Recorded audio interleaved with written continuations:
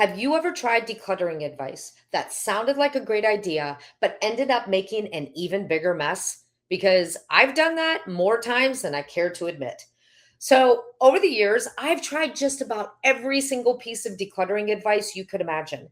I read the books, I bought the magazines, I tried the Pinterest ideas, I even watched reels and shorts for hours on end. And some of that advice, yeah, it worked pretty well. And some of it, well, it created what I like to call a small situation. So today I want to share 5 decluttering tips that I've tried over the years and how I flip them so they finally work for this stage of life. Because sometimes the problem, it's not that you're doing it wrong. Sometimes the advice itself just needs to be flipped.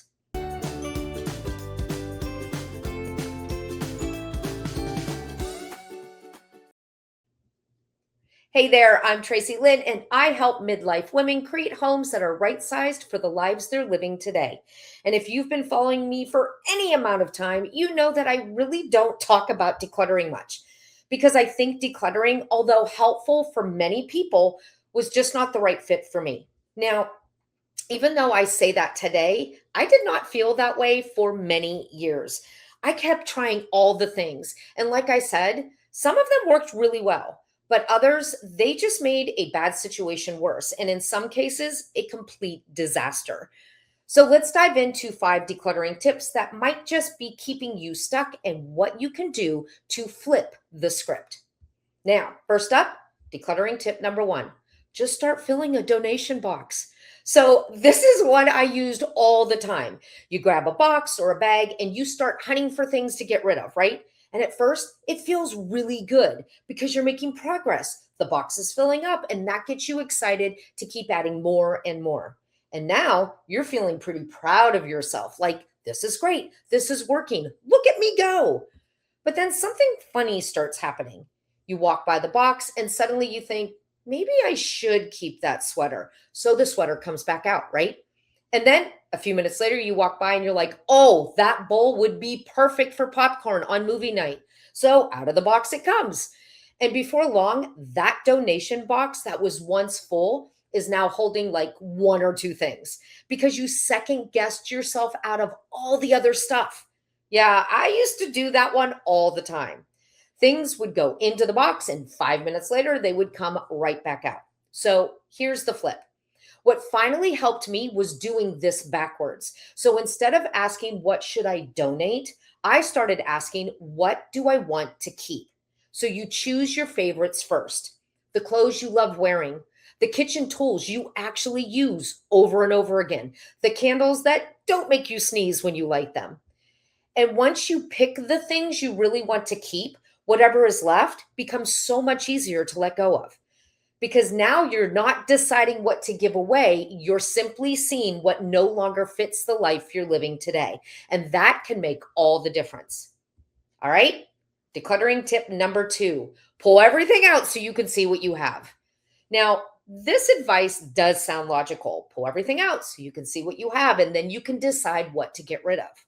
And I actually tried this once when I decided to declutter my closet years ago.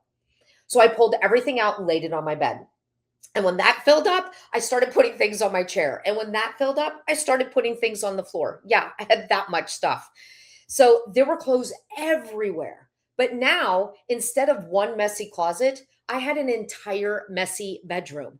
And let's face it, hauling clothes from the closet to your bed, that is really tiring. So, how are you supposed to make decisions to sort through 47 tops, half of which you forgot you owned when you're already exhausted? Okay, sorry, got a little breathless there. So, here's the flip. Pulling everything out works great if the space is small. But if you have lived a life that spans decades and decades, it's much easier to work in sections. So if you're working on your hanging clothes, just divide that up into 4 different sections and work on one section at a time. If you want to work on the floor, you can do half of it this week and half of it next week. And let's say you have shelves in your closet. You can make a goal to work on one shelf every day until they're all done. One section at a time is so much better than a marathon session that exhausts you for the next 3 days. Okay, now we have decluttering tip number 3, buy more containers. Oh, I fell for this one hard. More times than I really want to admit in this video. So for years, I thought I could fix my clutter problems by finding the perfect container. I would actually go shopping with the goal of finding containers to fix my mess. I even went to the container store once when we were visiting family because we don't have one here. And I bought containers literally for every room in my home. And do you want to know what happened?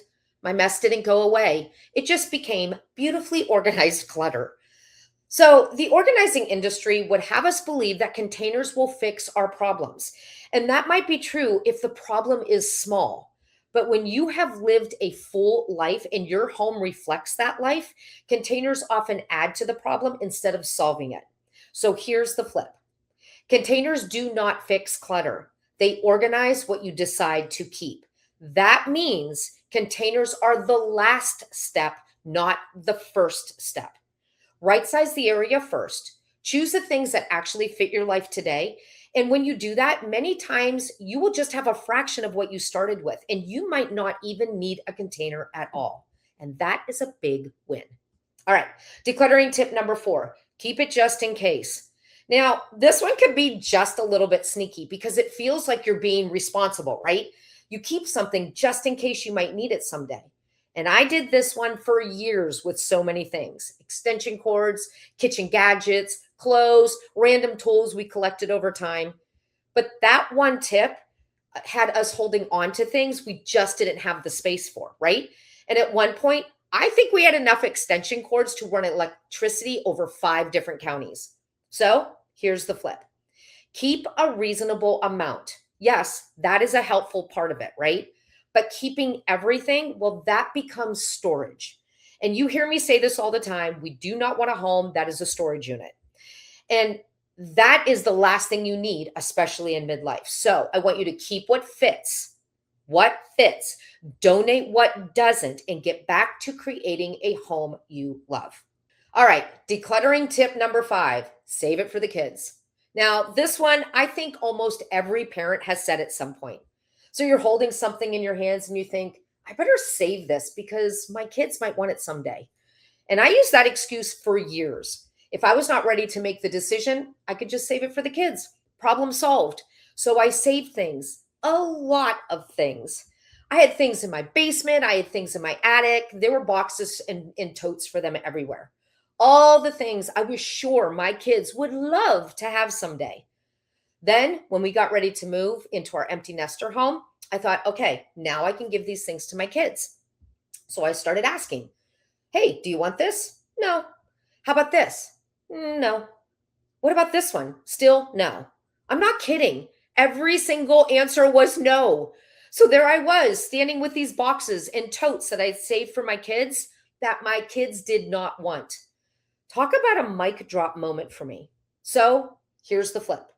Sometimes the best gift we can give our kids is not leaving them a house full of things they will have to someday sort through.